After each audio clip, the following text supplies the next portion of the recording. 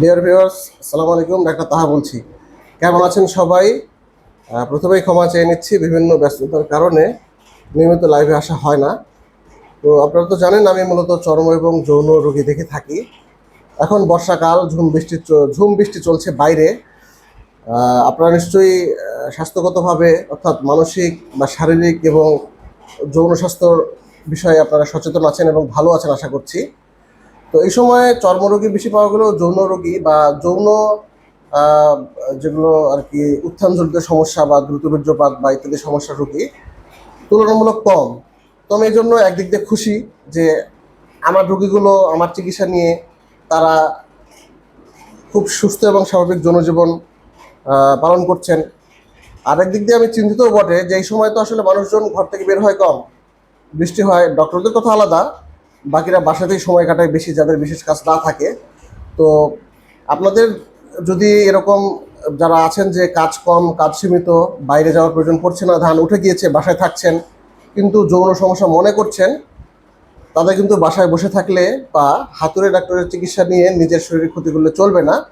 এই জন্য অবশ্যই একজন এমবিবিএস বা বিশেষ করে অভিজ্ঞ একজন এমবিবিএস ডক্টর যিনি চর্ম এবং যৌন চিকিৎসায় পারদর্শী তাদের কাছে গিয়ে আপনার সমস্যা খুলে বলে বিস্তর চিকিৎসা নেওয়া প্রয়োজন। কারণ মনে রাখবেন, আপনি যতদিন বাঁচবেন আপনার শরীরের অঙ্গ প্রত্যঙ্গগুলো সমস্ত তাদেরকে সঠিক এবং সতেজ রাখতে হবে।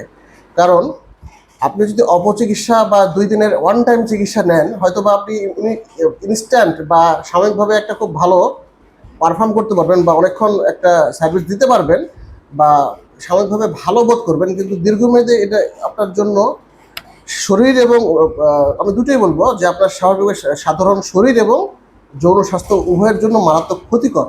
এতে আপনার উচ্চ রক্তচাপ হতে পারে, আরও বেড়ে যেতে পারে, আপনার ব্রেইনে কিছু সমস্যা হতে পারে, আপনার প্রস্রাবজনিত জটিলতা হতে পারে। এছাড়া আপনার অনিয়মিত যে হৃদকম্পন অর্থাৎ বুকের যে নাড়ির গতি বা হার্টের গতি বেড়ে যাওয়া সহ আরও নানান সমস্যা হতে পারে এবং দীর্ঘমেয়াদে যৌন ক্ষমতা হারানো সহ আরও বিভিন্ন জটিলতা হতে পারে। আমি আপনাদের ভয় ভয় দেখাচ্ছি না, বাস্তব কথা বলেছি। কারণ আমি কিছু রুগী পেয়েছি যারা বিভিন্ন আজে বাজে এনার্জি ড্রিঙ্ক এবং বিভিন্ন টোটকা চিকিৎসা, মানে এক কথায় মানসম্মত চিকিৎসা নেননি, এত বেশি চিকিৎসা নিয়ে এসেছেন আমার কাছে যে এখন আর তাদের কোনো কিছুতেই কোনো ওষুধ ধরছে না বা কাজ হচ্ছে না, যেটা আমার জন্য অত্যন্ত মন খারাপের ব্যাপার এবং দুঃখের ব্যাপার। এই জন্য আমার পরামর্শ হচ্ছে অবশ্যই আপনারা আমাকে দেখাতে পারেন। আমাকে দেখাতে চাইলে আমাকে ইনবক্স করতে পারেন, অথবা আপনার যদি মনে হয় যে না অন্য কোনো এমবিবিএস এই বিষয়ে অভিজ্ঞ আছে তাকেও দেখাতে পারেন, কোনো সমস্যা নেই। তো আজকে ভিডিওটা আর বেশি বড় করব না, তবে ভিডিওটার ছোট্ট অংশে আমি বিশিষ্ট যৌন রোগের বিষয়ে যিনি বিশেষ জ্ঞান রাখেন এবং চর্চা করেন জনাব মাহিদুল ভাই আছেন, তাকে একটু দিচ্ছি। উনি কিছু মূল্যবান বক্তব্য দেবেন খুব অল্প সময়ের জন্য।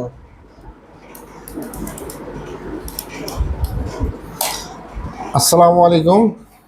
আমাদের প্রাণপ্রিয় ডাক্তার এস এম আবু তাহা স্যার, উনি